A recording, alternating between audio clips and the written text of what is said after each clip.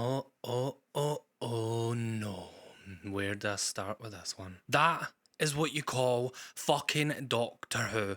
That episode was just... they fucking nailed it.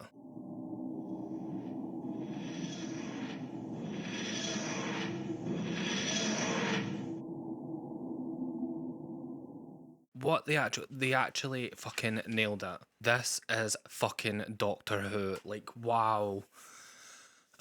I barely even have any notes because I couldn't take my eyes off the screen. Like, it was literally so intriguing. So, oh wow.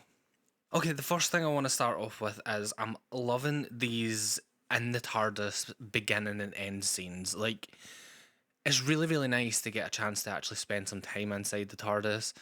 I feel like with season one, we never really got much of that, which seemed like such a wasted set because the set itself it's really grown on me. I really didn't like it to start with. It was too flashy, too lighty, too whatever.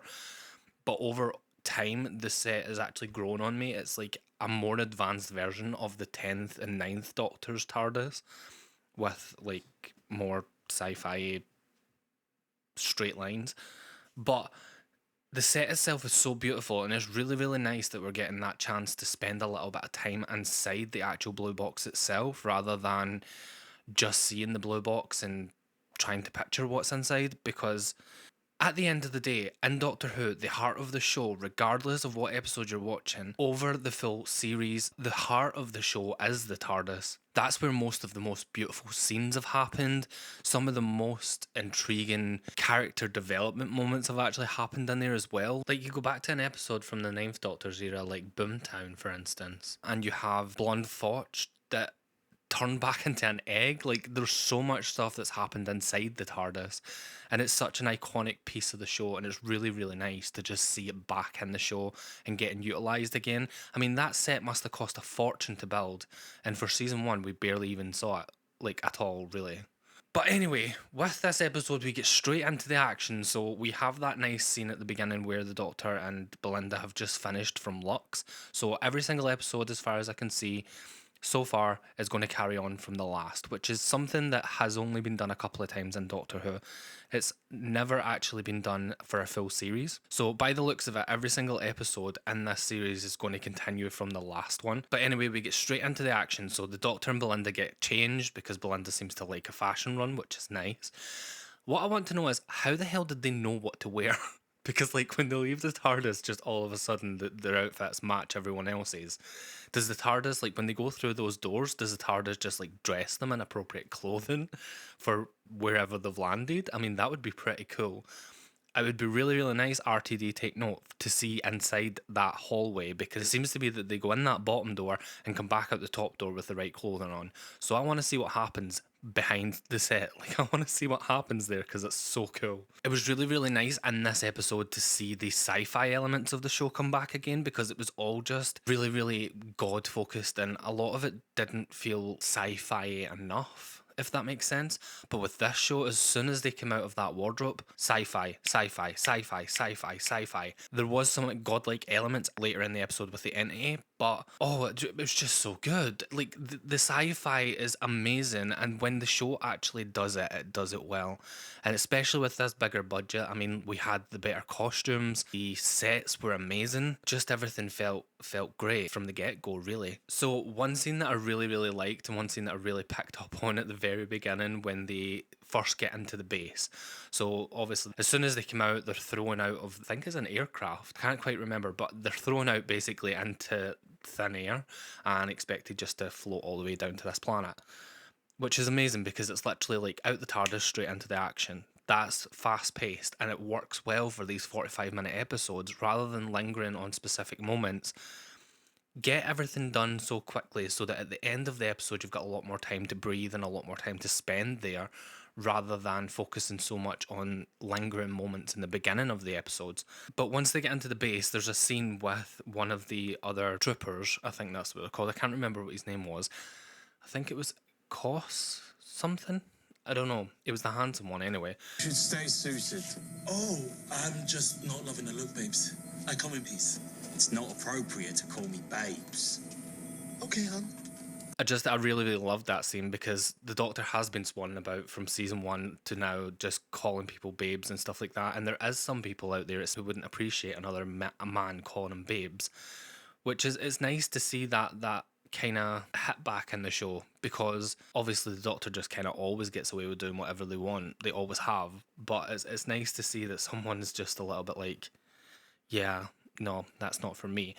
But the real reason for this is later in the show, it kind of explains in the episode that this guy is just a complete dick. Like, he really, really is later on in the episode. So that's just a nice setup to show you what type of character he is as well. So throughout the base, when you get into the base and you start working your way through, I was really, really loving the old Doctor Who gritty set design. Like, everything was so malnourished. Like, it was corroding, the paintwork was chipped.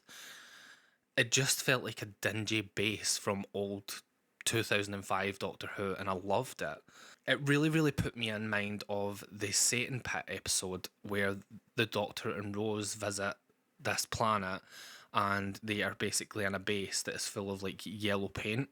That's literally all I remember from that episode, from the set design. It's literally like concrete walls and yellow paint everywhere. But in that episode, the paint is all like corroded and chipped, and the sets are pretty similar, and I think RTD's maybe done this deliberately so that we thought that this episode was going to be about Satan rather than it being about the Midnight Entity, which if it wasn't deliberate then good one, but if it was deliberate then really, really good call there, because you could have literally thought that either one could have been in this episode. The next part is when we came into the final room. So this is kind of the last room where everything kind of takes place, which makes sense for this episode because in Midnight everything takes place in the one set, and to do that again, obviously expanding that set and then allowing you to be trapped in this one room really, really makes sense as well. So I love that they kind of stuck with that idea rather than making any major changes to this particular monster. One thing I really, really loved when we finally met Alice was the speech-to-text software and their little buttons on their spacesuits. I thought that was amazing, and that's something that really should probably be invented because it would be so helpful for a lot of people. It's quite a nice touch that they've added in there. So when we finally met Alice, that full portion of her dialogue, everything, it just pulled at my heartstrings for some reason. It was like I could really, really feel her fear. I've been here for 12 months and I cook for them, and that's all. There's not even cooking. I just open a flat pack protein and add them salt. Every single word that she spoke, every part of sign language, every single expression on her face, it was amazing. Like, honest to God, she is such a great actress anyway, but they just writ that character so well, and I couldn't keep my eyes off the screen. Every time she spoke, you could just see the fear in her face. It was as if like it was really, really happening to her rather than it just being a show. It was as if she was like really experiencing this moment. And obviously, with a monster like the Midnight Entity, it's probably a lot easier for the actors to act out these scenes as well because there is nothing there. Like, there is nothing for them to react to. The acting in this episode was just so on point. I don't think there was one actor in this episode that I was like, eh. And I've said that about, I think, every single episode of this season. I think I've said that so far. All 3 episodes, every actor has been fantastic. But the moment the Doctor realises it's midnight... Oh, my old head. 400,000 years ago, what was the planet called? It was called Midnight. I've been here before. And that he's been here before, and then we got that flashback to the 10th Doctor and Mrs. Silvestri, and they had to pick the best scene for Mrs. Silvestri from that episode. The creepy, blank look upon her face, the expression. It's just, oh, that was just one of the best clips to use. Managing to connect these episodes so well and make them feel so similar to one another, yet they're still very, very different, must have been a really, really big challenge, especially since Midnight as an episode itself is so loved by fans. So going there and doing a sequel is very, very dangerous territory because you can get that wrong. You can get it wrong so easily. I do love in this episode when we get into the base and things start happening, people start flying about, we do slowly get some small glimpses of something standing behind Alice, but we don't get to actually see what it is. I love that they kept that a secret Because see, if they had revealed what this entity looked like, it would have just ruined Midnight for everyone. It would have just ruined this entity altogether. And I just feel like they just approached that so well. They did it so well, because giving us little glimpses isn't a problem, because regardless, you can't make out what it is anyway. But it makes it a little bit scarier. And I think RTD probably wanted to add the little glimpses in here, because in Midnight, that episode was a budget episode. It was written simply just for the budget, because they didn't have money to make that episode, or the original episode for that one, because it wasn't supposed to be Midnight. Thank God they had to rewrite that one. But I don't think they probably didn't have the budget to actually add in shadows and stuff like that. So I think RTD's been like, right, this time round, we've got the budget and we're going to do it right. And my God, did they do it right? They did it so right. So one of the questions that is raised like halfway through this episode is, no one seems to know where Earth is. No one seems to know what Earth is. And no one's ever heard of humans. I mean, who's not heard of human beings? So that's got me questioning myself, what has actually happened to Earth? We know from the very first episode that Earth was at the very least blown up. But surely to God that shouldn't wipe it from history. Like, surely there should be some remnants of the planet Earth within the solar system's history. At least, like, now it seems like planet Earth has just been wiped from existence. Like, everyone's memory, history, the lot, it's just gone. Like, it's never existed, ever. So, yeah, it's making me think Mrs. Flood's a little bit more timey-wimey than we're giving her credit for. We'll get to Mrs. Flood in a minute. That was the biggest question that was raised throughout this episode. I feel like they did spend a little bit too much time on it, because it was kind of a lingering thing for about 10 minutes, whereas Planet Earth, but it's probably something to do with the overall series arc, so we have to kind of give them that space for that, because we were getting Planet Earth being missing from the Doctor's perspective, and we were getting it from Belinda's perspective as well, because at this point in time in the episode they were split and they were talking to two different characters. So yeah, it's an interesting one, because this just tells me that Earth has been erased from existence completely. Like, its past, its future, everything in between, it's just gone. But I just want to say, welcome back, Midnight Entity.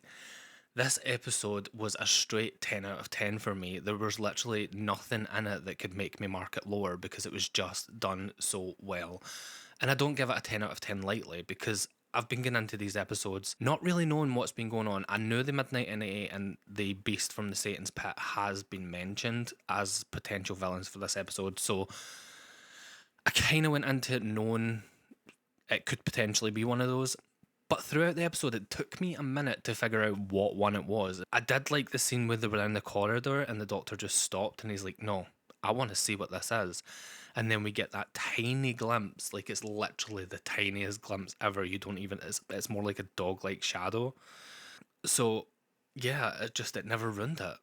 I'm just so surprised, because I expected it to be ruined. That's what Moffat done with the angels. He brought them back and essentially ruined them with adding extra parts of their mythology. And just quickly adding this part in here, because I forgot to speak about Mrs. Flood. That's an intriguing one, because we have seen her over time, but now we're also seeing Mrs. Flood in space. Was he carrying this? It feels like her appearances are really, really similar to Susan Triad's. It's kind of bizarre, really. I hope we're not getting another Susan Triad twist sort of a thing going on here, because that would just feel too samey. It would feel too similar.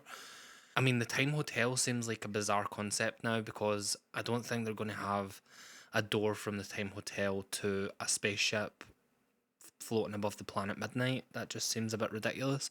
So yeah, I don't know. But whoever Mrs. Flood is, she's definitely not a duplicate, because it did mention that she had seen him with the Vindicator. She had took a photograph of it, and she could remember what her previous self had seen and done. So she's definitely the same Mrs. Flood that we're seeing throughout the episodes. That's for certain. Unless there are multiple Mrs. Floods, which would be crazy. But like a Mrs. Flood army, that would just be kind of off the scale. But yeah, I'm going to say I don't have much to say, but I'm watching this recording and it's like up at 19 minutes already, and I feel like I've not stopped speaking. But yeah, there wasn't much for me to really discuss throughout this episode, and I didn't want to give too much away in the review either, because if you've not seen it and you've managed to avoid so many spoilers, I don't want to be the one that spoils it for you because it's good. But the Midnight Entity is back, or was back, and they smashed it. It is literally a 10 out of 10 episode, and if you've not watched that, I highly recommend you go watch the 3 episodes of this season, because Doctor Who is actually back. It's doing so well. Like, viewing figures might not say that, but the content itself is fucking fantastic. Let me know what you thought of the episode down below, and I'll see you all next time. Bye.